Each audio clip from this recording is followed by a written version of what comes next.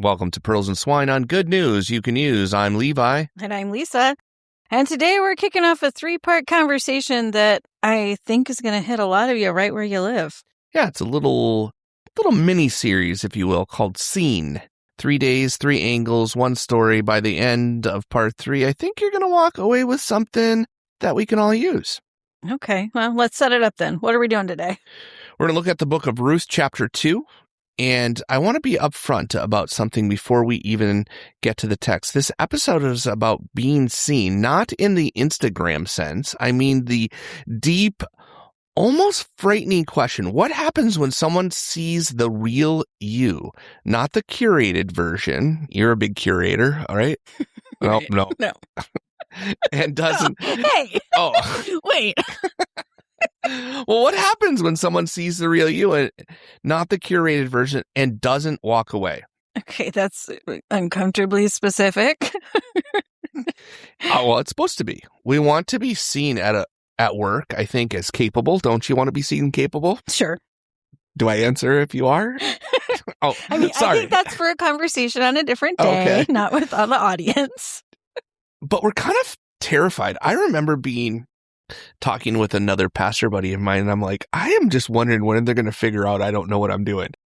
Because I think that there is a curated version of all of us, but we're terrified people will notice how much we're improvising. We want our spouse to see how much we carry, but if we say it out loud, it's like complaining, and we don't like that. And we don't want them to think that we're complaining. We want our kids to see our sacrifice, but we're afraid they'll also see our impatience.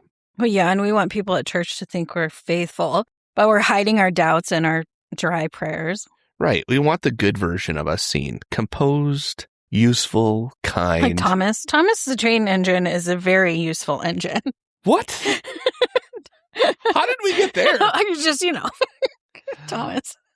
Okay. Okay, sorry. Back to serious things. Yeah, we want the good version of us to be seen, even if you're Thomas of the train. Yes, you do. And we're afraid that if people saw the whole version, they'd step back instead of stepping closer. Right, so who's our character and who is living that exact fear in our story? Her name is Ruth. Quick backstory for anyone just joining us. Naomi, as an Israelite woman, lost her husband, both her sons, while living in Moab. Her daughter-in-law, Ruth, a Moabite, a foreigner, not an Israelite, refuses to leave her side and comes back with her to Bethlehem, to Israel. Ruth has no husband, because he died, no land, no status, no safety net. She's functionally invisible, the kind of person who could disappear in culture and nobody would even notice. So she's got nothing to offer and actually really nothing to lose. Well, maybe everything to lose. How so? Well, if you think about it, she has nothing. Like, she could have went back to her mom and dad. I suppose. And she has zero, she might lose her life because it's not like it's that easy to glean food and get food and shelter and all that stuff. And she's attached herself to a widow that doesn't have anything either. Yeah, I mean, I suppose on the one hand, she has everything to lose. But on the other hand, she's at the absolute bottom. Oh, yeah. Right? Well, so there's lots to gain, perhaps. Yeah, so what does she do? She goes out to glean, picking up leftover grain in someone else's field after the harvest has gone through. This is legal under Israelite law, but also kind of humiliating. Humiliating? There we go. Okay. I can't say that word. Because you're surviving in scraps. And the scripture says she just so happens to land in a field belonging to a man named Boaz. Yeah, happened to. I think that phrase is doing some heavy lifting there. Yeah, it is. From Ruth's side, it looks like dumb luck. From God's side, it's providence wearing a disguise. Hold on to that. We'll come back to it in part 3, but here's where today's text picks up. Boaz comes out, sees the foreign woman in the field, and instead of looking past her, he speaks to her. Listen to this as you read it, Lisa. Okay, this is Ruth chapter 2, verses 8 through 10. Then Boaz said to Ruth, "Now listen, my daughter, do not go glean in another field or leave this one, but keep close to my young women. Let your eyes be on the field that they are reaping and go after them. Have I not charged the young men not to touch you? And when you are thirsty, go to the vessels and drink what the young men have drawn." Then she fell on her face, bowing to the ground, and said to him, "Why have I found favor in your eyes that you should take notice of me, since I am a foreigner. I like that first phrase.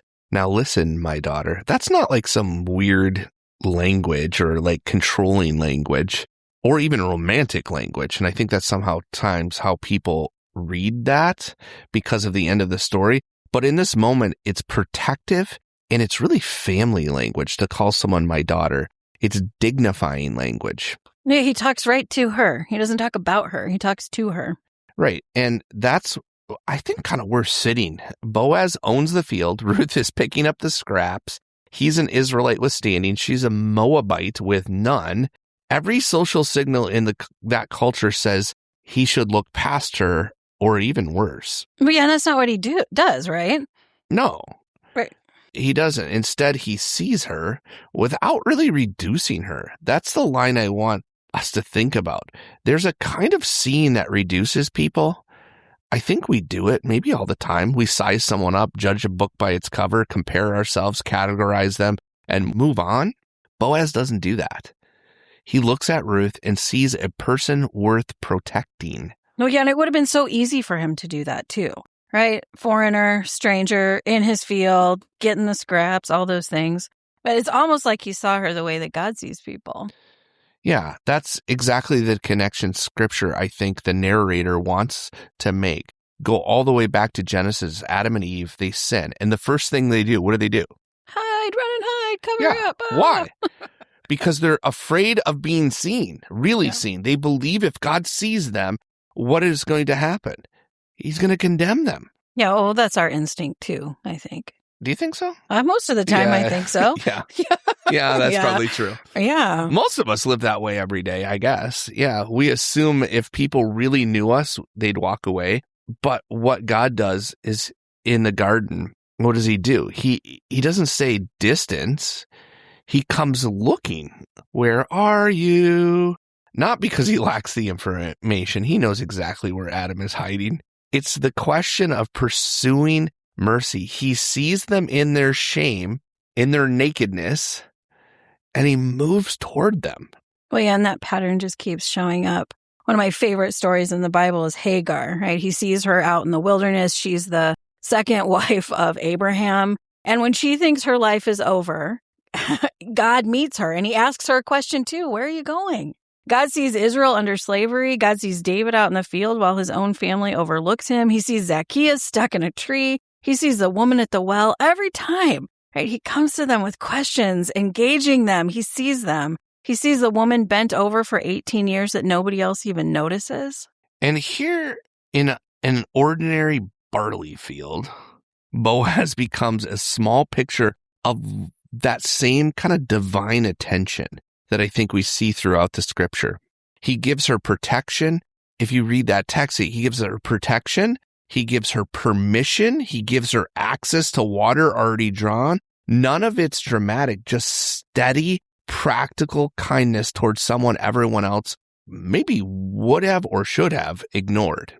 Yeah, so here's a question that we might leave with people today. Where in your life are you assuming that if people really saw you, they'd step back? Is it in your work, in your marriage, with your kids, with God? And here's the flip side of that. And I think it might be the harder one. Who is in your field today that you keep looking past? Who's easy for you to overlook because they're inconvenient or different or just not on your radar? Yeah, because the kind of seeing that reduces people is everywhere, but the kind of seeing that restores people is rare and it costs something. So takeaway for today, the way you are seen shapes whether you hide or whether you heal. Pay attention to whose eyes you're living for today and ask God to make you the kind of person who sees others the way Boaz saw Ruth without reducing him.